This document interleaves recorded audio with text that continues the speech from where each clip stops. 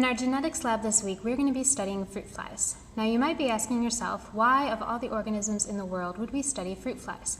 Well, they have some pretty great characteristics that make them suitable for genetic studies. They're small, they're easy to handle, they're harmless, and they have a very short life cycle. In fact, fruit flies only take 2 weeks to develop from egg to adults. So this makes them great for breeding experiments that's necessary for studying genetics. The first thing you're going to have to be able to do in lab is sex a fruit fly. In other words, determine which ones are male and which ones are female. The easiest way to do this is to take a look at the posterior of the males and the females. The posterior is the back end. If you look at the male, you'll see that the male has a rounded posterior and it's solid black. The female has a pointy posterior and it's striped. Females also tend to be larger than males, but this isn't the greatest way to distinguish the sex of the fruit flies, because if you have an old male and a young female, the female might not be larger than the male. So the best thing to do is check out its posterior. So if you take a look at these two, which one's male, which one's female? I'll let you think about it for a second. All right, if you deduced that this was the female because of her pointy striped posterior and that this was the male because of his rounded black posterior, then you were correct.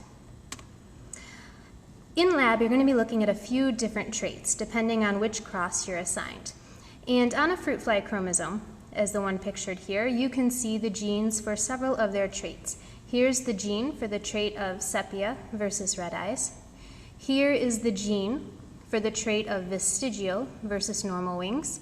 Here is the trait for, in this case, gray body versus black body. You get the idea.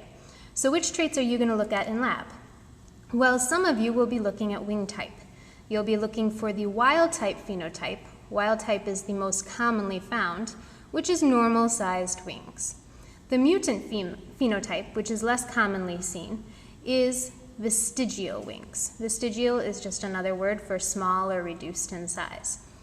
Please keep in mind that wild type and mutant are not the same as dominant and recessive. A wild type phenotype could be recessive or dominant, same thing for mutant.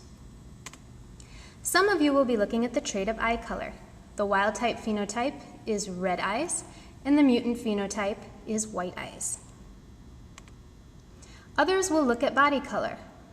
The wild phenotype is tan, and the mutant phenotype is ebony. This is the easiest trait to observe. You don't even need a microscope to tell the difference between these phenotypes. So what exactly will you be given in lab? Well, you will be given the results of an F1 cross. So 2 flies have already been crossed, and what you'll receive is a vial containing their offspring, the F2 offspring. Now, your offspring might not look like these offspring. It'll depend on what your parents were.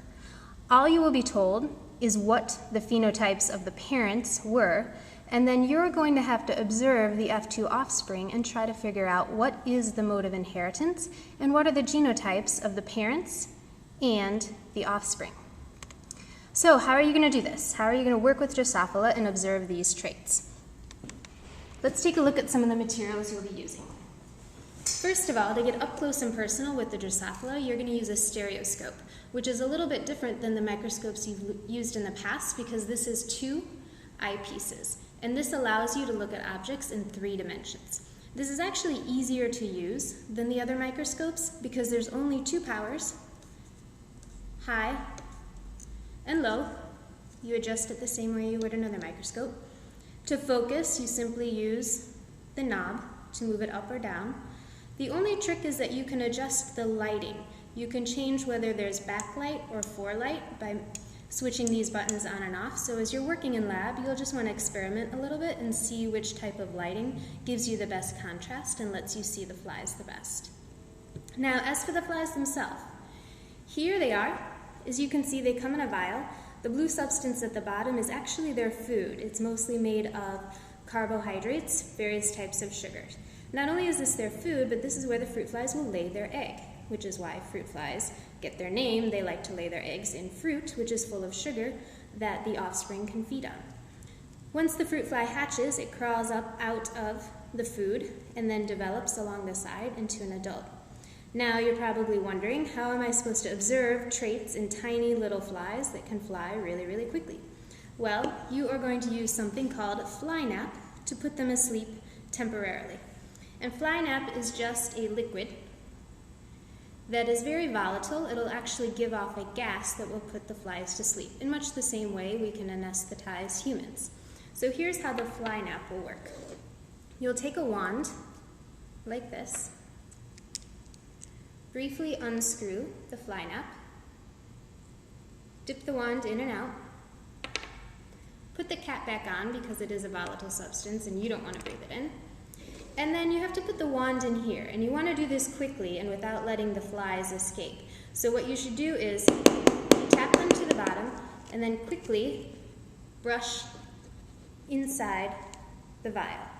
If you can do this without getting the brush on the foam plug, that's ideal, because if it gets on the foam plug, then they'll be exposed to the fly nap for a long, long time.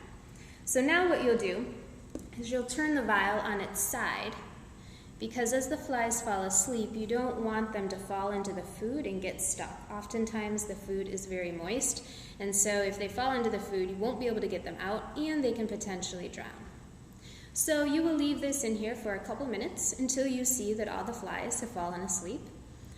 And once they've fallen asleep, then you can remove the foam plug, and you can use a paintbrush to gently brush the flies out, either onto a dish or a sorting card. Then you'll be able to put the flies under the stereoscope and observe them. Once you get good at sexing the flies, you'll actually be able to do it without the help of a stereo microscope, but initially you'll want to take a close look at them under the scope so that you can really work on your skills. And that, in a nutshell, is how this lab will work. Now, in terms of your lab notebook, please make sure you come into lab having completed the background, the problem, and the hypothesis. As you're completing the lab next week, you will do the materials and methods and the results as you go. And that's all for today.